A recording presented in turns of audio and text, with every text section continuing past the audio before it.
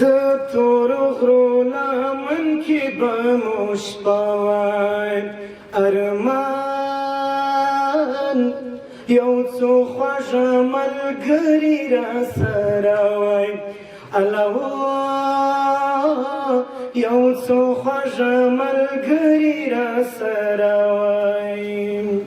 دا شاعران او د ادب مینوال د البدر ادبي بهیر د میاشتنۍ مشاعرې په پار د زابل ولایت د اطلاعات او کلتور ریاست په انګړ کې راغونډ شوي او د شعر په ژبه د ټولنې تر وګړو مثبت پیغامونه رسوي. اوس مو غره ژبه میندلې کاڼې نه راکوي جنګ ته، اوس مو غره ژبه میندلې کاڼې نه راکوي جنګ ته، هم توره د لاس اخلي توره نه راکوي جنګ ته.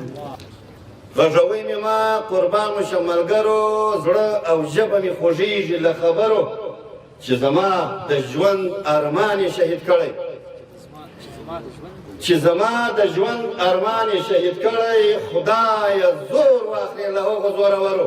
آینه ولوېده او سول ریچه ریچه داسې کټ مټ زما د زندګۍ ټوله کیسه داسې یو ته یې داسې او که ټوله ضمانت داسې څه د بوډۍ په ټال مو زه کړمه دوکه داسې.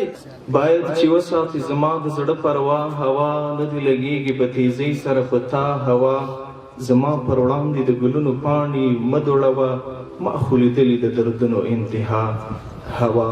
د پیرودو مرستندوی د ستا خالونه زما په زړه تام کړي دي کته، سلیماني امسا خوري کوي لګیا دي، سلیماني امسا خوري کوي لګیا دي، څو وینې د ګمارې دي پکار. د درد سړی ته مې راګوکې په نڅا ده د غربت او تنهایي بزران په ما ده او تاو مې خیژي له سینې ګواچې نور مرمه، تاو مې خیژي له سینې ګواچې نور مرمه او ما بایللې خپله هیله د سبا ده. ترنموال ځوانان چې په شل کلنه مبارزه کې خورا مهم رول ادا کړ نن هم د ګډونوالو د تود هرکلي سره مخ ول او مشاعرې ته یې ښکلا ورکړې وه.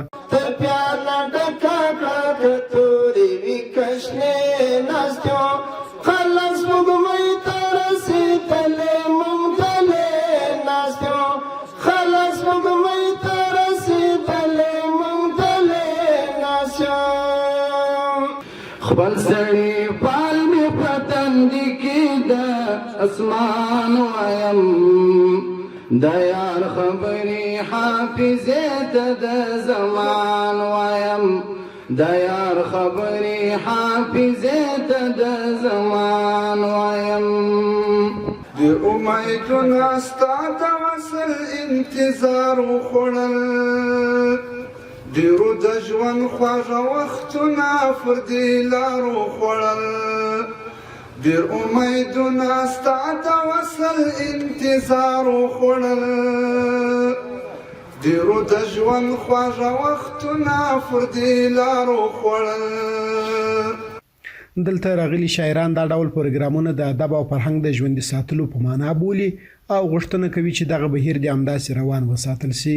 الحمدلله د ځوان شاعرانو لپاره دغه کمی مشاعرې چې دي او دغه کم د البدر ادبي بهیر مشاعره وه دغه انشاءالله ډېره په ګټه کې تمامیږي. موږ دا کوشش کوو انشاءالله چې له نورو ولسوالیو او له نورو ځایو څخه هم ځوانان راولو دې ځای ته په دې باندې ډېر خوشحاله یو. ځوانان مو دې ته تشویق کړي چې ادبي بهیر ته راسي او خپل هغه کم فصیح ژبې هغه کمې جرارو ژبو خاوندان چې دي چې له دې سره ډېر ښه نعتونه تشویقي الفاظ دا زموږ وګرانو زابلیانو ته واورول. دې مشاعرې ته راغلي د ادب مینوال ځوانان بیا د اطلاعات او کلتور ریاست څخه غوښتنه کوي چې د افغانستان د ادبي تاریخ د تللیو مشهور او مخکښو نومیالیو د یاد ساتلو په پار دي علمي غونډې جوړې شي ترڅو د هغوی په اړه تر نوي ځوانانو پورې معلومات ورسیږي. دوی همدا ډول د شاعرانو څخه وغوښتل چې د داسې شعرونو د جوړولو پر وړاندې د مبارزه وشي چې ټولنه بد لوري ته رهبري کوي. پر دغو خلکو دي یو پیژندنې سیمینار جوړ شي، د البدر ادبي بهیر دې دا کار وکړي، دا به تر ټولو بهترین نوښت وي. پر دغو لیکوالانو پر دغو عالمانو دې یو علمي سیمینار جوړ شي او په عین وخت کې د میرویس نیکه په کلا کښې د بادام ګل مشاعره یا زموږ په بالایسار کې د شیخ متي مزار څنګ ته بادام ګل مشاعره ترسره شي تر څو د خپل تیر تاریخ په کتو د مستقبل فیصلې وکړو. زما غوښتنه دا شی ده چې زموږ د قلم او د ادب او د فرهنګ خلک دوی ډېر سوچه پاتې شي، دوی درباري پاتې نه شي. دوی باید حکومتونو ته، ولسونو ته، خلکو ته دوی باید نصیحت کوونکي پاتې شي، دوی باید لارښود پاتې شي. د دوی شعرونه او د دوی ادبي پنځونې دي چې ممکن یو څوک د یو غلطې لارې څخه راوګرځي.